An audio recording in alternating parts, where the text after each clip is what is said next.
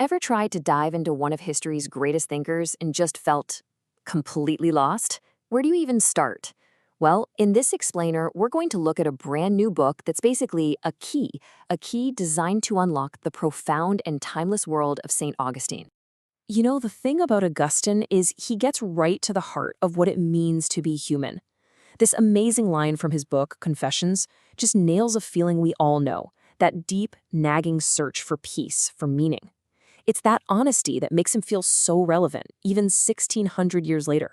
He wasn't afraid to ask the really big questions. Questions like, who am I really? He dug deep into this, exploring our own identity, our memories, and the complicated worlds we all have inside our heads. And then there's the big one. What is truth? This wasn't just some academic exercise for him. He was on a relentless search, moving through different philosophies, just trying to find what was real, what was lasting. And maybe the one that hits closest to home for all of us? Why do I love? He saw our desires as the engine, the weight that pulls us through life.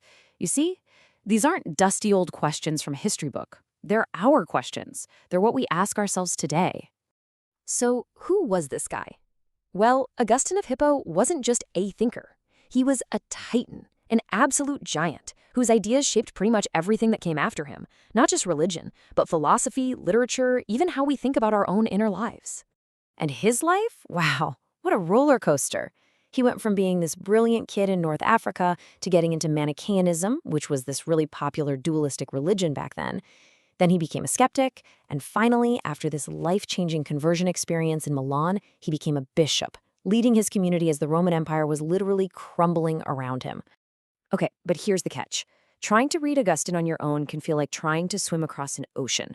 The sheer volume of his work is massive, his arguments are incredibly layered, and let's be honest, the writing can be tough.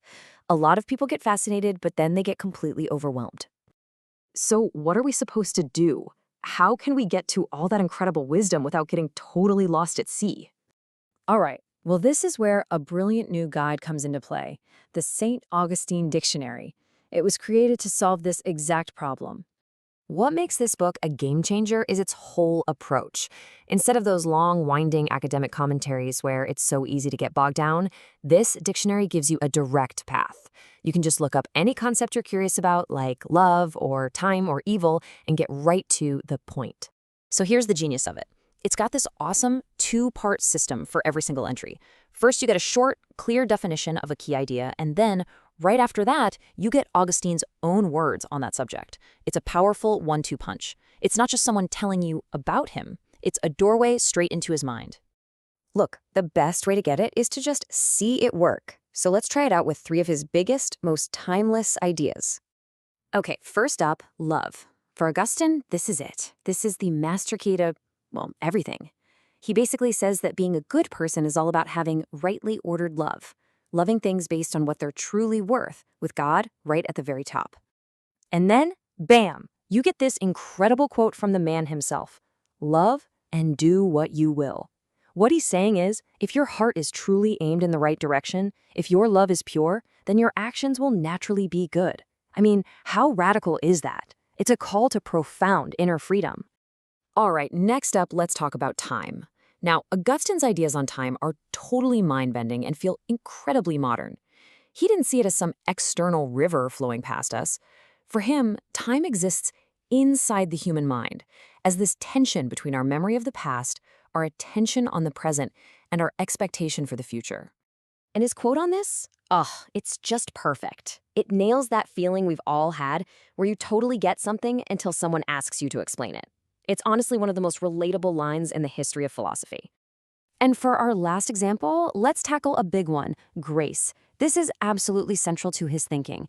The dictionary cuts right through the complexity and defines it clearly. It's God's free gift. It's not something you can earn. It's what heals and lifts up our flawed human nature. And this tiny little prayer, it sums up his entire idea of grace perfectly. Augustine is basically saying, God, I can't do this on my own. So please give me the strength, the grace to actually do what you're asking of me. It's a profound statement of humility and dependence. So you see, this is way more than just some dusty reference book you stick on a shelf. It's a tool. It's a companion for your own journey, for anyone who's wrestling with these same huge questions in their own life. So who's going to love this book? Well, it's a lifesaver for students trying to get their bearings in his complex world. It's fantastic for anyone who reads philosophy or theology. It's for spiritual seekers who connect with his passionate search for truth. And really, it's for anyone who's just curious about life's deepest questions. So if any of this has sparked your curiosity, if you're feeling that little pull to dive into Augustine's world for yourself, then this dictionary is the absolute best place to start your exploration. And you can start that journey, right now. We've dropped a direct link to purchase the St. Augustine Dictionary right there in the description below. Which kind of leaves us with one final question for you. If you had this guide in your hands right now, what's the first thing you'd look up? Which of these timeless ideas, like love, or time, or truth, or even happiness and evil, where would you begin?